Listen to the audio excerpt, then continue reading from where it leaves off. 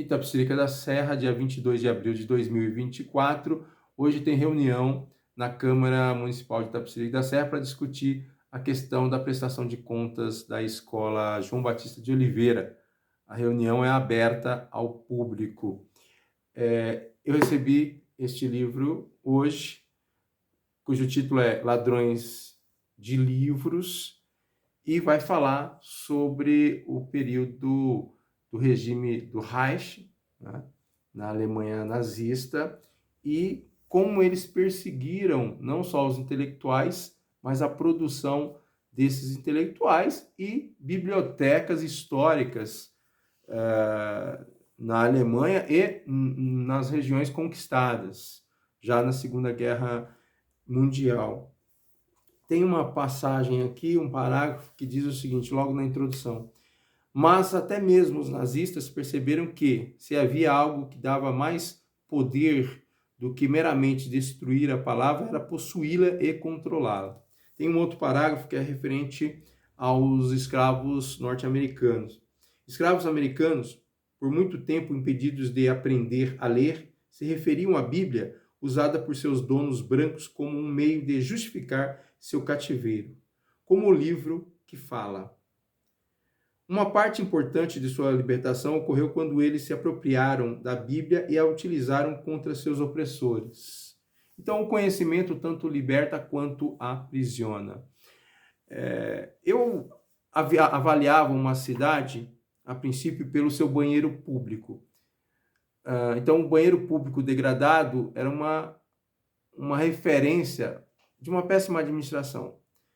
Mas hoje eu vou além, porque não tem mais o banheiro público na cidade de Itapecerica da Serra, ele foi privatizado e nem todo mundo, porque nós temos uma sociedade dividida de classes, e as classes, né, com um poder menor de conhecimento se sentem constrangidas em ir naquele ambiente ali e elas acham que tem que consumir para ir no banheiro público. Também acabaram com os moradores de rua ali da praça, espirraram os moradores de rua para os bairros.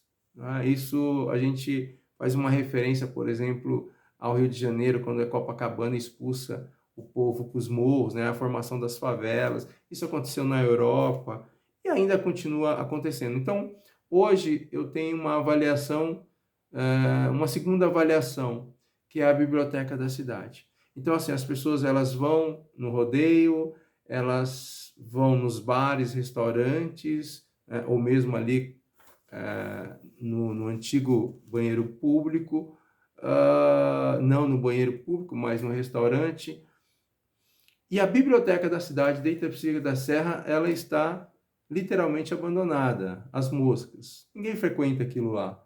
Se tornou um espaço como se fosse um museu de livros antigos e tal, e como se a escrita ali não representasse mais o contexto, que é uma avaliação do autor quando ele fala em que os nazistas eles entram na Tchecoslováquia e eles se apropriam, né, de todos os livros e tal, para queimar. E aquela biblioteca, ela representava, mesmo que você reponha aqueles livros, o contexto é outro, porque aqueles livros representavam o momento histórico, cultural daquele povo. Por exemplo, a questão da Tchecoslováquia. Agora, a nossa biblioteca ela deveria ter um chamado, um atrativo. Não como fizeram de colocar, vamos colocar aqui a janela tal do livro, e tanto é que não deu em nada. São tudo coisa de momento. Nós temos que discutir algo mais. Não significa que toda a cidade tem que ir, todo mundo tem que ir até... Não, não é isso que eu estou falando. Mas ela também não pode ficar como um espaço vazio. Mas tem um monte de livro. Sim, mas ele está vazio de gente. Tem que ser discutido alguma coisa nesse sentido. Então, eu dou uma sugestão aí do livro do Anderson Riedel, Ladrões de Livros, que vai falar aí sobre a questão dos livros que foram roubados e queimados. Nós temos que entender que No governo petista, Monteiro Lobato é perseguido porque eles acham que Monteiro Lobato era nazista. E no governo do Bolsonaro, o Paulo Freire foi perseguido porque eles achavam que Paulo Freire era comunista.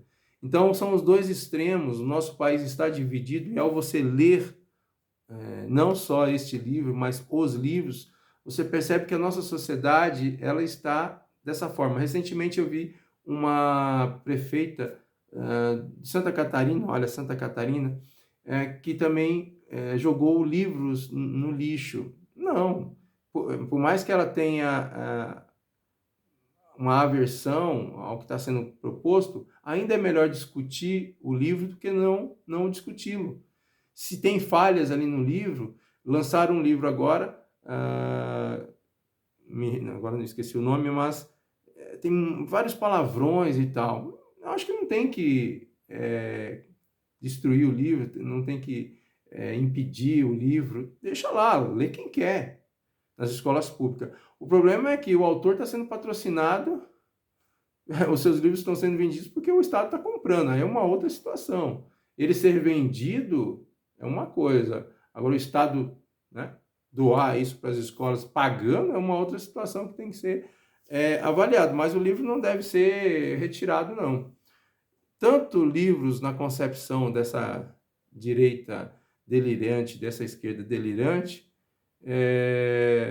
não devem ser destruídos. Tá? Nós podemos avaliar, como a questão do Monteiro Lobato, que é um grande escritor, ele representa um momento, um contexto, como o Paulo Freire também. Saudações e até breve.